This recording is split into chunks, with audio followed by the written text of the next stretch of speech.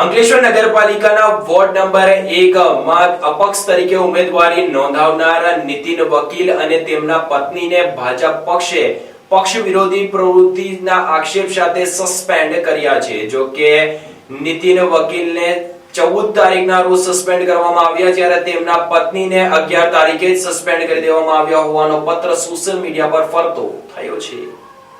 સ્થાનિક સ્વરાજ્યની ચૂંટણીમાં ભરૂચમાં આ વખતે ભાજપ કોંગ્રેસ બંને પક્ષમાં ભારે હાઈ વોલ્ટેજ ડ્રામા જોવા મળ્યા હતા। ત્યારે હવે ભાજપે પક્ષ વિરોધી પ્રવૃત્તિ કરવાના આક્ષેપ સાથે અંકલેશ્વર નગરપાલિકાના વોર્ડ નંબર 1 માંથી અપક્ષ ઉમેદવારી કરનાર નીતિન વકીલ અને ભાજપ પક્ષના ભરૂચ જિલ્લા મંત્રી તરીકે 2 મહિના પહેલા હોદ્દો મેળવનાર નયના વકીલને 6 વર્ષ માટે ભાજપ પક્ષમાંથી સસ્પેન્ડ કરવામાં આવ્યા છે। જોકે સસ્પેન્શનની પ્રક્રિયા પણ ડ્રામેબાજી જેવી જ જોવા મળી હતી। આવું એટલે કહેવામાં આવી રહ્યું છે કારણ કે અંકલેશ્વર નગરપાલિકાની ચૂંટણીમાં ગત તારીખ 10 એપ્રિલના રોજ નીતિન વકીલે પક્ષના સત્તાવાર ઉમેદવાર સામે અપક્ષ તરીકે ઉમેદવારી નોંધાવી હતી। પક્ષની સૂચનાઓનું ઉલ્લંઘન કરી સ્વતંત્ર રીતે ચૂંટણી મેદાનમાં ઉતરવાના નિર્ણયને ભાજપ પક્ષે ગંભીરતાથી લીધો હતો, જેના કારણે તેમની સામે તાત્કાલિક કાર્યવાહી કરવામાં આવી હતી। આ કાર્યવાહીના ભાગરૂપે નીતિન વકીલના પત્ની નયના વકીલ જે જિલ્લા ભાજપના મંત્રી તરીકે 2 મહિનાથી કાર્યરત હતા, તેમને પણ તેમનો હોદ્દો ગુમાવવો પડ્યો હતો અને તેમને પણ પક્ષમાંથી સસ્પેન્ડ કરવામાં આવ્યા હતા। જો કે આ સમગ્ર કાર્યવાહી કરીને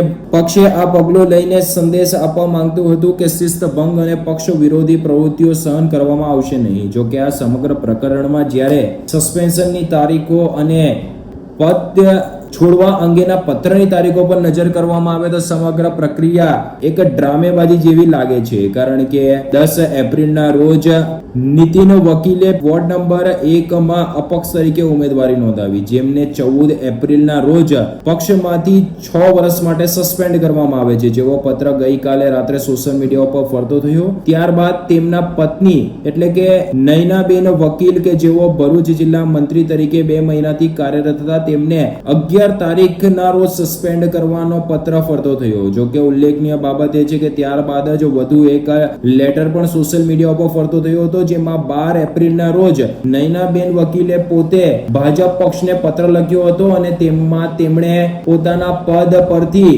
હટવા અંગેનો નિર્ણય પક્ષને જણાવ્યો હતો અને તે પત્ર 12 એપ્રિલના રોજ લખવામાં આવ્યો છે। ત્યારે પતિને 14 એપ્રિલના રોજ સસ્પેન્ડ કરવામાં આવે અને પત્નીને 11 એપ્રિલના રોજ સસ્પેન્ડ કરી દેવામાં આવે તે ઘણી ગંભીર અને નોંધ લેવા જેવી બાબત છે। એટલે કે નીતિન વકીલ કે જેઓએ અપક્ષમાં ઉમેદવારી નોંધાવી તેમને સસ્પેન્ડ કરવામાં પક્ષે 4 દિવસનો સમય લીધો, જ્યારે કે ભરૂચ જિલ્લા મંત્રી તરીકે કાર્યરત તેમની જ પત્નીને તાત્કાલિક બીજા દિવસે સસ્પેન્ડ અંગેનો પત્ર બહાર આવે તે પણ નોંધ લેવા જેવી બાબત છે। જો કે ઉલ્લેખનીય બાબત એ પણ છે કે જ્યારે 11 એપ્રિલના રોજ જ પક્ષે નયનાબેન વકીલને સસ્પેન્ડ કરી નાખ્યા હતા, તો પછી 12 તારીખના રોજ તેમણે કેમ પક્ષને પોતાના પદ પરથી હટવા અંગેનો પત્ર લખ્યો હતો કે પછી નયનાબેન વકીલના પત્ર લખાયા બાદ સમગ્ર ઘટના બની છે, તે પણ ઘણી નોંધ લેવા જેવી બાબત છે।